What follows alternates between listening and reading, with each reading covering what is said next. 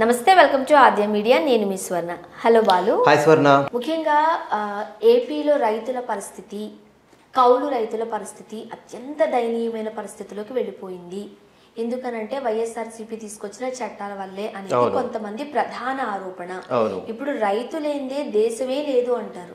అలాంటి రైతుల్ని పక్కకు పెట్టేసి వాళ్ళ ఏడుపుకి, వాళ్ళ వేదనకు, ఆవేదనకు ప్రభుత్వాలు కారణమైతే అటువంటి ప్రభుత్వాలు మళ్ళీ మళ్ళీ ఆ అధిష్టానమో లేకపోతే ఆ అధికార పీఠాన్ని దక్కించుకున్న సందర్భాలు కూడా చాలా తక్కువ. రైట్. మరి ఏపీలో ఈ కౌలు రైతుల పరిస్థితి ఏంటి? ఎంతవరకు వెళ్ళింది దయనీయ స్థితి? ప్రధానంగా తీసుకున్నట్లయితే అటు ఏపీలోనే కాదు తెలంగాణలో కూడా ఇక్కడ రైతు బంధు ఇస్తున్నప్పుడు ఆ డబ్బులు ఏవైతే ఉన్నాయో నేరుగా రైతులకు వెళ్ళేటట్టుగా ఇక్కడ కేసీఆర్ ప్రభుత్వం సాధారణంగా రైతులకు సంబంధించిన ఏ కార్యక్రమం తీసుకున్నా కానీ కేసీఆర్ తీసుకొచ్చినటువంటి రైతు బంధు పథకం దేశవ్యాప్తంగా అందరికీ అది ఒక మోడల్ అయిపోయింది.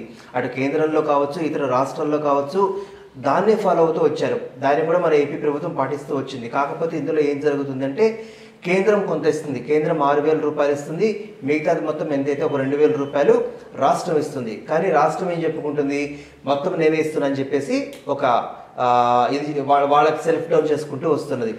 తాజాగా ఏం చేస్తుందంటే కేసీఆర్ ప్రభుత్వం ఏంటంటే కౌలు రైతుల గురించి నాకు సంబంధం లేదు, నేను ఎవరికి ఇస్తాను అని చెప్పేసి ఒకరికే ఇస్తానంటూ రైతులకు వేసింది. కానీ పంట పొలాల విషయానికి వచ్చేసరికి ఏమవుతుందంటే పొలం హక్కుదారులు ఒకరు ఉంటారు, వాళ్ళు పొలం పనులు చేయొచ్చు చేయకపోవచ్చు, వాళ్ళు కౌలుకి ఇస్తారు ఆ పొలాల్ని. ఇదిగో ఎకరాకి నాకు 15,000 12,000 ఒక అమౌంట్ అనుకుంటారు. కమర్షియల్ క్రాప్స్ అయితే ఒకలా ఉంటుంది, మరైతే ఒకలా ఉంటుంది. ఈ నేపథ్యంలో ఈ కౌలు రైతులకు ఏవైతే ఎవరవుతుంటారో వాళ్ళ దగ్గర నుంచి రైతుకు డబ్బులు వెళ్తుంది, రైతు బంధు కింద రైతుకు డబ్బులు వెళ్తుంది. కానీ రేపొద్దున పంట నష్టం వచ్చినా దాన్ని భరించాల్సింది కౌలే, ఒకవేళ లాభం వచ్చినా కౌలే తీసుకుంటారు. ఎందుకంటే కౌలుకు సంబంధించినటువంటి ఎంత అగ్రిమెంట్ ఉంటుందో అది రైతుకి ఇచ్చేస్తారు కాబట్టి. సో నష్టం వస్తే మాత్రం తీవ్రంగా నష్టపోయేదేమో కౌలుదారులు. లాభంతో పని లేకుండా అటు రైతు బంధు పథకం కావచ్చు, కౌలు డబ్బులు కావచ్చు, మొత్తం రైతు అనుభవిస్తాడు. సో రైతు ఒక విధంగా సేఫ్ సైడ్లో ఉంటాడని అనుకోవచ్చు. మరో పక్కన ఏపీలో తీసుకొచ్చినటువంటి రైతు చట్టాలకు సంబంధించి ఏవైతే ఉన్నాయో అవి రైతు వ్యతిరేకంగా ఉన్నాయి. ఉదాహరణకి చెప్పాలి అంటే సేమ్ ఇదే పద్ధతి, పెద్ద వ్యత్యాసం ఏం లేదు. ఎందుకు ఉన్నాయి అంటే వాళ్ళు కూడా కౌలుకి పెద్ద వాల్యూ ఇవ్వకపోవటం వల్ల. ఏపీ లాంటి రాష్ట్రాల్లో ఉన్నటువంటి ఇంకో బెనిఫిట్ ఏంటంటే మనకి ఒక సీజన్లో 3 పంటలు పండుతాయి, మిగతా రాష్ట్రాల్లో అట్లా పండరు. ఎందుకంటే అక్కడ కాలువలు ఎక్కువ ఉంటాయి, సాధారణంగా 2 పంటలే పండుతాయి. ఆంధ్రప్రదేశ్ అంతా మనం చూడొచ్చు, రాష్ట్ర వ్యాప్తంగా కూడా 3 పంటలు కొన్ని ప్లేసెస్ లో. ఇప్పుడు తెలంగాణలో కూడా ఆల్మోస్ట్ 2 పంటలు. ఎందుకంటే ఇప్పుడు మనకి ఒకసారి వరేస్తే ఇంకొకసారి పత్తి అని లేకపోతే ఎండుమిర్చి ఇట్లా వేస్తూ ఉంటారు ఆల్టర్నేటివ్ గా పంటలు. బట్ మన దగ్గర అంటే ఏపీలో అది ఎందుకు చేస్తారంటే మనకి సాయిల్ లో ఉన్నటువంటి ఆ సారం తగ్గిపోకుండా వరుసగా కమర్షియల్ క్రాప్స్ వేసుకుంటూ వెళ్తే సాయిల్ ఎరోజన్ అయిపోతుంది, సారం తగ్గిపోతుంది చెప్పేసి భూమి సారం కోసం. బట్ ఆంధ్రప్రదేశ్ లో కొన్ని చోట్ల మనం చూడొచ్చు వరి తర్వాత వరి కూడా నిత్యం వరే వేస్తారు. వాళ్ళకి ఇంక వేరే పంట ఉండదు, ఎందుకంటే వాళ్ళకి వేరే పంట పండించడం చేత కాదు. వేరే పంట పండించినా కానీ దాన్ని కొనే వాళ్ళు ఉండరు. అటు గవర్నమెంట్ కావచ్చు, ఇంకా కమర్షియల్ క్రాప్స్ వేసే వాళ్ళు అదే వేస్తారు. ఉదాహరణకు మనకి ఇటు పిడుగురాళ్ళ వైపు తీసుకున్నట్టయితే మొత్తం మిర్చి ఉంటుంది, పత్తి ఉంటుంది. సో అక్కడెక్కడ కూడా వాళ్ళకి ఆ సాయిల్ వరి పండేలా ఉండదు. పోనీ ఇంకో చోట వేస్తే అక్కడ పత్తి కానీ, మిరప కానీ, కందులు కానీ అక్కడ అవి పండవు. సో ఎక్కడ ఏ సాయిల్ ఏం పండుతుందో అదే వేస్తారు. ఇక్కడికి వచ్చరికి ఏమైనా కొన్ని చోట్ల మొక్కజొన్న వేస్తారు. ఇట్లా ఒక్కొక్క రకాల్లో ఒక్కొక్క ప్రాంతం ఉంది. ఇప్పుడు లంక గ్రామాలు ఉందనుకో, లంక గ్రామాల్లో సజ్జలు అంటే మనకి ఈ విత్తన ఆధారమైనటువంటి వేస్తారు. ఎందుకంటే అక్కడ ఇసుక ఉంటుంది, ఇసుకలు పండుతాయి. సజ్జలు కావచ్చు, మొక్కజొన్నలు కావచ్చు, ఇట్లాంటివన్నీ. కొన్ని వాటర్తో అవసరం లేనటువంటి పంటలు ఉంటాయి, అవి కాలువ పక్కనేరు లేదా నీళ్ళు అవసరం లేని బీడు భూముల దగ్గర వేసినా కానీ పండుతుంది. ఉదాహరణకి మనకి అటు అనంతపురం వెళ్తే పండుతుంది. కర్నూలులో కూడా కొంత బీడు ప్రాంతం ఉన్నప్పటికీ కూడాను అది రైస్ బాగా పండుతుంది. అదంతా మనకి వేరే టాపిక్. కమింగ్ టు ఇప్పుడు ఏదేంటంటే కౌలు రైతులకు సంబంధించి నిన్న విజయవాడలో ఒక సదస్సు జరిగింది. దానికి సంబంధించి ఎవరైతే కౌలు రైతులు అందరూ ఒక సిండికేట్లో ఫామ్ అయ్యి మేధా పాట్కర్ అంటే గతంలో మనకి నర్మదా బచావో అనేటువంటి ఒక నినాదంతో నర్మదా నదిని కాపాడుకునే ప్రయత్నంలో ఆమె బాగా ఫేమస్ అయ్యారు. తదనంతరం ఆమె సామాజిక కార్యకర్తగా మారటం, ఎక్కడెక్కడ అన్యాయం జరుగుతుందో అక్కడికి వెళ్ళి ఆమె యొక్క మార్గం చూపించి దానికి ఒక పోరాటము లేకపోతే అందరినీ ఒక యూనిటీగా చేసి తను ఫైట్ చేసుకుంటూ వచ్చారు.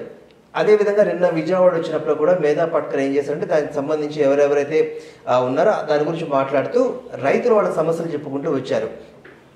ఉదాహరణకి మనకి ఈ వరి పొంగల్ ఏం చేయాలంటే మన గోదావరిలో గవర్నమెంట్ ఫుడ్ ఎఫ్సి అంటాం, ఫుడ్ కార్పొరేషన్ ఆఫ్ ఇండియా, వాళ్ళకి ఇచ్చిన తర్వాత వాళ్ళకి కాటా వేసిన తర్వాత ఈ వరికి మద్దతు ధర అని ఉంటుంది. ఈ వరికి మద్దతు ధర ఏదైతే ఉంటుందో అంత డబ్బులు వాళ్ళకి ఇవ్వాలి, అవి రావట్లేదు. రెండులో రైతులకి రుణాలు ఇస్తారు కానీ కౌలుదారులకి రుణాలు ఇవ్వరు. బ్యాంకులకు వెళ్తే మెయిన్గా వాళ్ళు రైజ్ చేసిన ఫస్ట్ పాయింట్ ఏంటంటే కౌలు రైతులకి రుణాలు ఇవ్వట్లేదు. రెండో విషయం వచ్చేసరికి గవర్నమెంట్ దగ్గర నుంచి మాకు సబ్సిడీ రాదు.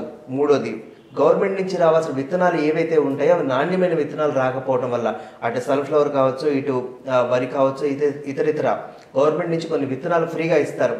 నాణ్యమైన విత్తనాలు లేకపోవడం వల్ల మనం ఒకసారి చూసినట్లయితే ఒక సీజన్ మొత్తం పంట నష్టం వచ్చింది.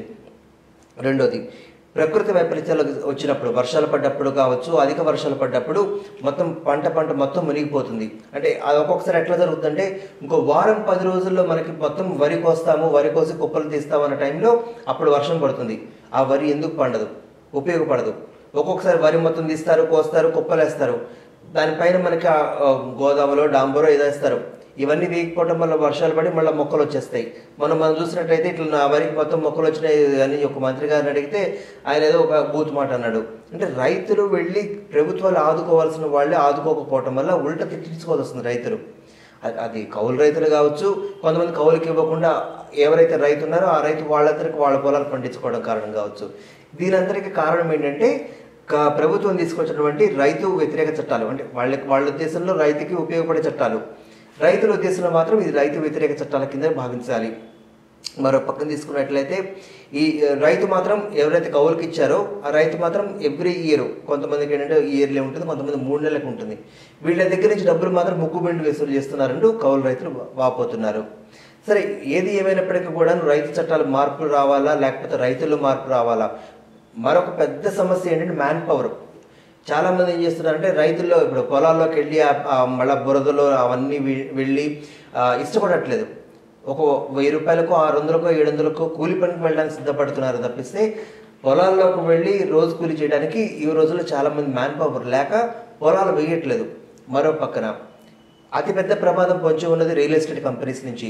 మనకి వరి కనిపిస్తే చాలు, ఇతర క్రాప్స్ దానికి వెళ్ళరు. వరి ఉంటే ఏంటంటే సాగు ఎక్కువ ఉంటుందని చెప్పేసి వరి పొలాలు కనిపిస్తే రియల్ ఎస్టేట్ కంపెనీస్ వెళ్ళి నయానో భయానో నువ్వు వరేస్తే నీకు సంవత్సరానికి 1,00,000 పడుతుంది, 1,00,000 రూపాయలు వస్తాయి, నువ్వు నాకు ఇచ్చేయి, లేదో నీకు 10 లక్షలు 25 లక్షలు ఇస్తాను. దీంతో ఏమవుతుందంటే ఒక కంట్రోల్ లేకపోవటం వల్ల రైతులు తమ భూములు కోల్పోవాల్సి వస్తుంది. అంటే వాళ్ళు ఏమంటే వీళ్ళు ఎవరు దొరకరు అనే కారణంతో ఇదంతా ఇదవుతూ ఉంటుంది. సో ఈ నేపథ్యంలోనే ఈ రైతులకి కావచ్చు, కౌలు రైతులకు కావచ్చు, ప్రోత్సాహకాలు గవర్నమెంట్ నుంచి ఇచ్చి కనీసం నష్టం వచ్చినప్పుడన్నా గవర్నమెంట్ ఆదుకుంటే బాగుంటుందని చెప్పేసి నిన్న వాళ్ళు తీసుకున్నటువంటి తీర్మానాల్లో ప్రధానమైన తీర్మానం అది. Right, yeah, thank you so much Balu. Thank you స్వర్ణం.